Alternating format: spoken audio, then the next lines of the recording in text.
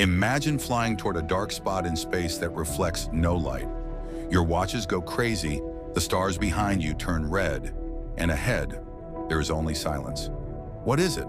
A black hole. In this episode, you'll discover what a black hole really is and how it forms, what happens at its edge, the event horizon, why a human body would turn into spaghetti there, and how that works, whether wormhole portals exist, why Stephen Hawking said black holes evaporate, and most importantly, whether they pose any threat to Earth.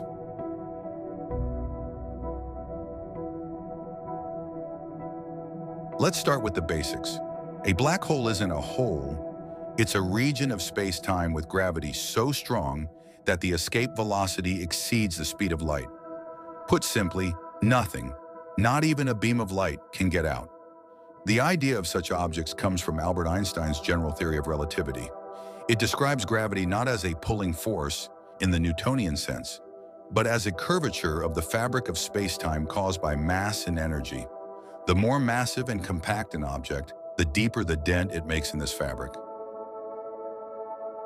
Right after Einstein published his equations, the German astronomer and physicist Karl Schwarzschild found an exact solution for the case of a perfectly spherical mass. It revealed a radius within which the boundary becomes a point of no return, what we now call the event horizon. At this boundary, according to the theory, no signal can escape. A little later in the 20th century, mathematical work by Roger Penrose and others showed that under broad, physically realistic conditions, the collapse of a massive star inevitably leads to a singularity, a region where the curvature of space-time grows without limit. This doesn't mean magic. It means our current theories are incomplete and quantum gravity is needed. How is a black hole born? A star many times more massive than the Sun burns through its nuclear fuel. The radiation pressure that long balanced gravity disappears. The core begins to collapse, that is, to compress under its own weight. At first, this might produce a neutron star, but if the mass is too great, no internal pressure can stop the collapse, and a black hole forms. This is how stellar black holes are created. At the centers of galaxies reside supermassive black holes.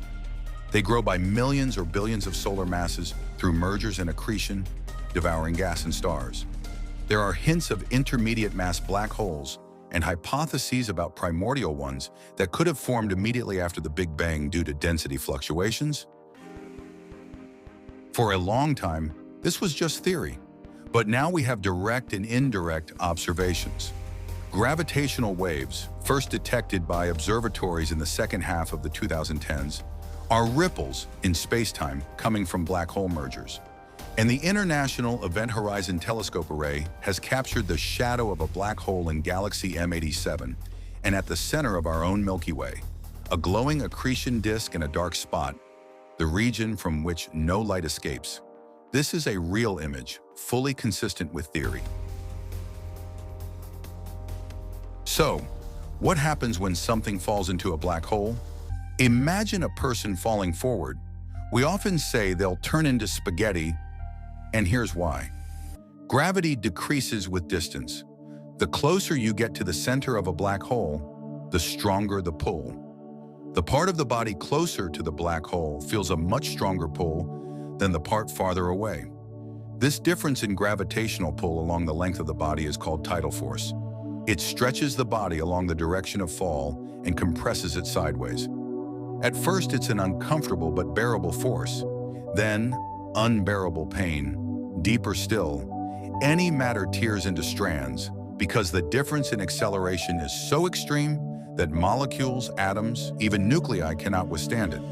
This is spaghettification, a long, thin saint. In small black holes, this happens even before reaching the event horizon. In supermassive ones, the horizon is so large that you cross it without feeling anything unusual, and only much deeper do tidal forces grow to destructive levels. Now let's talk about the event horizon. Without complicated equations, it's the boundary where the speed needed to escape equals the speed of light. To an outside observer, anything falling seems to slow down and darken because light loses energy climbing out of the deep gravitational well. a phenomenon called gravitational redshift. From the outside, it looks like the object hangs on the edge forever. But for the one falling in, their own time flows normally. They cross the boundary and continue falling inward. Many black holes are surrounded by an accretion disk. Hot gas, dust, and plasma swirling and heating to incredible temperatures due to friction and magnetic fields, shining across almost the entire spectrum. From radio waves to X-rays, magnetic lines can sometimes create relativistic jets.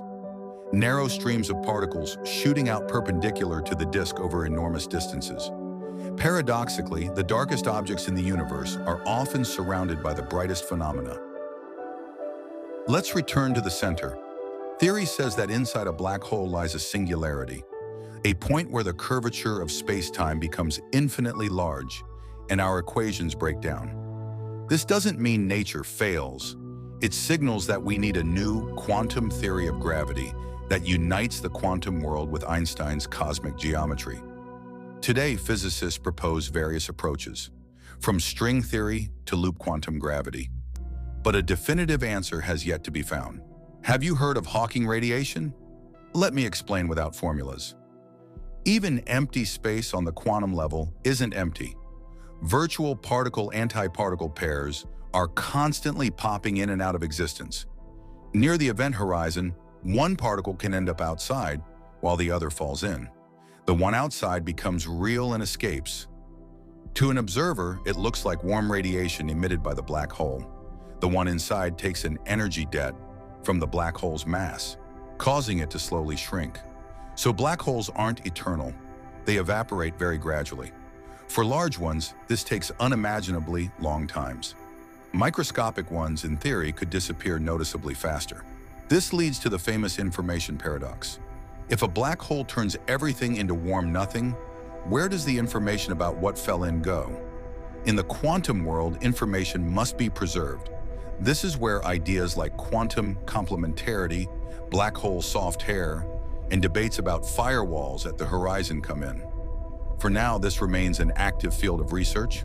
Mathematics and experiments, such as observations of shadows and gravitational waves, are gradually narrowing the range of possibilities. What about wormholes?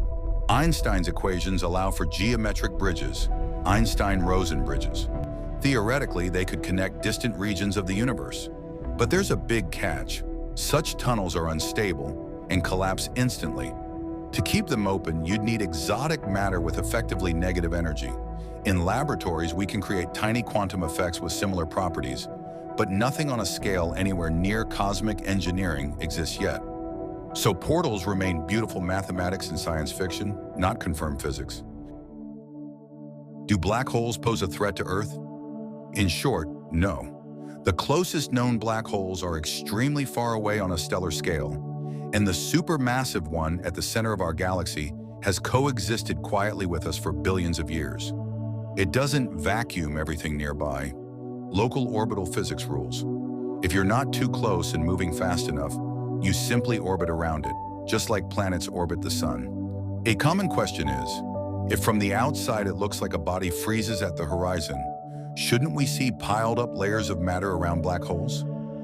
In reality, light from that body increasingly redshifts and fades, disappearing from our observable range, while accretion processes are turbulent and variable. So we don't see any stacking. What you see in images is the shadow, the geometric projection of the region from which light cannot escape, and the bright disk of superheated plasma. And finally, about the person falling in. We've already explained spaghettification. Here's an important detail. No material spacecraft could survive conditions deep inside, because tidal gradients, particle flows, magnetic fields, and radiation would take their toll long before reaching any exotic boundaries. So stories about traveling through a black hole are science fiction poetry, not a flight plan. Black holes aren't just cosmic monsters. They are nature's best laboratories, where we test relativity, study quantum effects at the edge of possibility, and learn to read the universe not with our eyes but through its own space-time waves.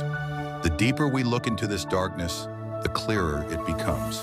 There are no miracles there, only incredibly beautiful physics. And yes, we don't know everything yet, but that's exactly what makes it so fascinating.